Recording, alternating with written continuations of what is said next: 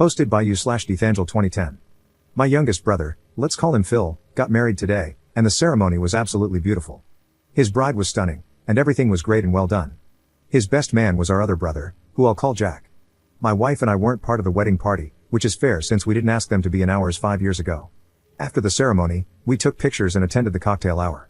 It was nice to catch up with some out-of-town family and old family friends. Jack and I were talking about the day they all had. It was very eventful for my now sister-in-law, but that's another story, and then everyone was called inside for the reception. We went in and had dinner. My wife and I were starting to get a little tired, but I told her I really wanted to hear Jack's best man speech, so we agreed to wait. I wish we hadn't. Jack went up, introduced himself, and started his speech. Well, about 34 years ago, Mom and Dad got married and decided to try for kids, and they started with the prototype, my older brother. I should have known where this was going. He continued, they realized that, hey, they could do better, so they got it right the second time, me.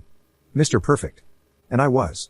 Our grandfather would call me Crusher because I would beat up on my older brother as a toddler. We were always opposites and didn't really get along a whole lot. So Mom and Dad decided they needed someone to help him out, and so they had this guy. Now when he came around, I was like, yeah, he seems alright. So growing up, we terrorized my older brother. Good times. He continued his speech, but I was kinda checked out at that point. I was, and still am, really upset about it because I have always been the butt of all the jokes in my family, my brothers, my cousins, even my parents. I'm the different one. I'm very emotional and empathetic, which is both a blessing and a curse. I'm overweight, they're both athletes, Phil actually works for an NHL team. I enjoy D&D, reading, and being a nerd. They like sports and outdoor activities. You get the idea. I got up, and my wife went to the bathroom before we decided to leave. Jack found me and said, you good? I meant to say at the beginning of my speech that I apologize because my older brother is probably going to get upset. I just looked at him and said, you're good, but I would have appreciated a heads up that that's what you were gonna do. He looked at me and just said, if I did that, I wouldn't have gotten the genuine reaction.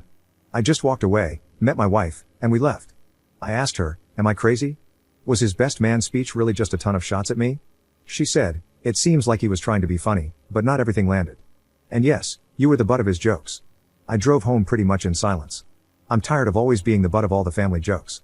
We're supposed to have lunch with extended family tomorrow, and the only reason I'm going is that I only see these family members maybe once a year. I don't want to see Jack or really anyone else from my immediate family.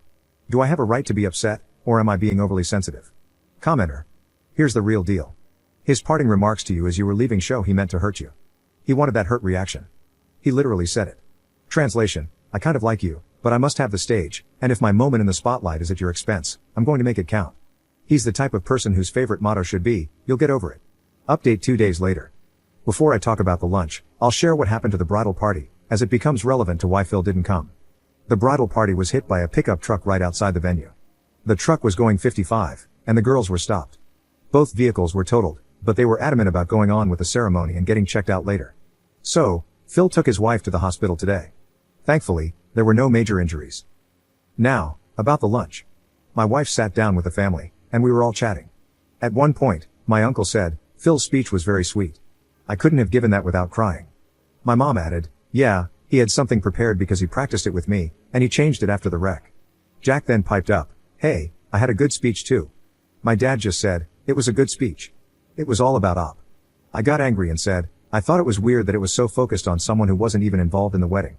Both he and my dad got quiet and then just continued their conversations with the people next to them. I avoided eye contact with Jack, and we left about 15 minutes later.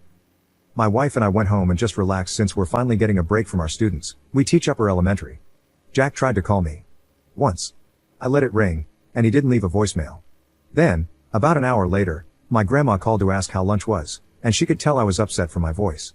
When she asked what was wrong, I told her I was upset with Jack. She said, I don't think your brother meant it, and I replied, then why bring it up? This happens all the time. And then everyone wonders why my wife and I don't come around as often or why we leave early at events. I'm tired of it. She stayed calm and said, well, your brother can't give a speech, and he thinks he's funny, but he can't make jokes without insulting someone.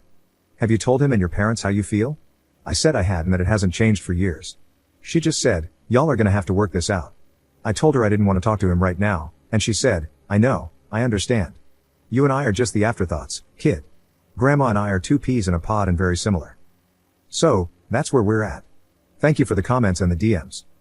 Second update 1 day later. Jack tried to gaslight me. I let things settle for a few days and decided I was in a good headspace to send him a text. Hey, I've seen your missed calls, and I'm not ready to have a conversation right now.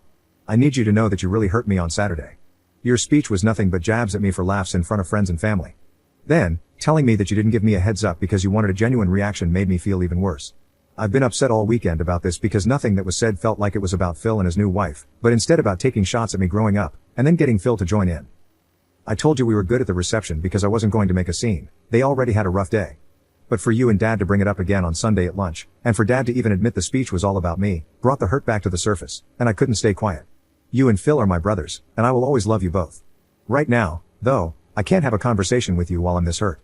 I can be civil and cordial at family gatherings, but nothing more. These jabs and prods at my expense have gone on too long, and they continue to drive a wedge between us. I'm asking for two things. 1, please stop with the teasing and jokes at my expense. 2, give me some time to cool off from this. Time will help mend things, but right now, I'm not ready for that conversation. I'll see you on Thursday. Love you. He responded a few hours later. I've talked to a bunch of people about this already, and everyone I talked to said there was nothing wrong with my speech and I didn't say anything to degrade you or your character. I think you took everything I said way out of context and are overthinking everything. I was also told the best man speech is supposed to be a joke and never taken seriously. Plus, I've been told by many people that they've heard similar speeches. Mom and Dad wanted a child, then they had me, the perfect child, and the third one was a complete accident. Nothing I said was hurtful or demeaning.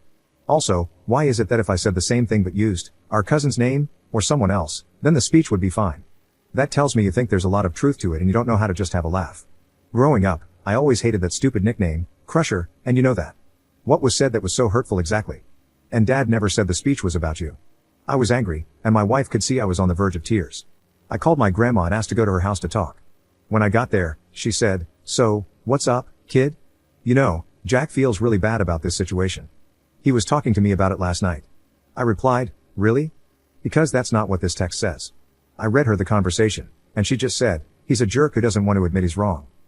We talked for a little while longer, and she said, "You are not overreacting here. If this was a one-time thing, I'd say you are. But you've been putting up with this stuff your whole life." We finished talking, I helped her fix her phone to car connection, and I went home, not feeling better, but feeling validated. A few hours later, Phil called. We were checking in on how his wife was doing, and she said, "Like I got hit by a truck." Lol, I'm glad she can kind of laugh about it. Then Phil said, "We actually wanted to check on you and see how you were doing. We noticed you guys left at some point without saying goodbye." I apologized and told him no, I wasn't okay. I read him and his wife the text messages, and his wife said, that's BS. We talked yesterday, and I ripped into him. His speech was not appropriate, and you were definitely targeted. Phil added, "At first, I didn't see a problem, but when the two of us drove home and talked, I could see how it could have been taken. We're both really sorry that was done at your expense." We talked a little longer, and his wife said, "We've got your back on this one. Jack's a bully, and I get why you and your wife don't come around as often to be around that. Just know that I don't give a crap what his opinion is. A lot of the time, when you guys leave, I call him out on his BS that he says to and about you." Phil echoed her, and we said goodbye. "We'll see each other Thursday for Thanksgiving."